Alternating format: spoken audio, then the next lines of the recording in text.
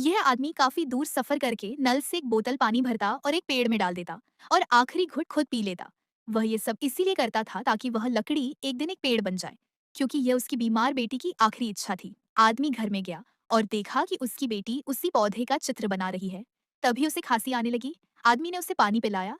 उसकी बेटी को बचपन से ही भयंकर कफ की दिक्कत थी।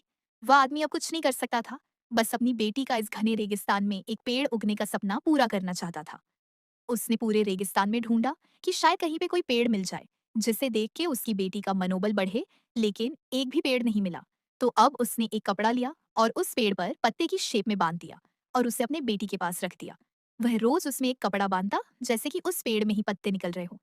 लेकिन उसकी बेटी के लिए अब जीने को बस कुछ ही पल बचे थे और आखिर में वह उस दुनिया को छोड़ के चली गई। उसका पिता गिल्ट से भर गया और जाके उस नकली पौधे के फेंक दिया।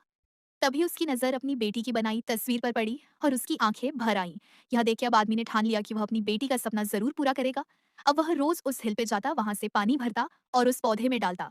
धीरे-धीरे समय बीतता गया, लेकिन कोई पेड़ भी बन पाया। आदमी जानता था कि अब शायद कुछ नहीं हो सकता।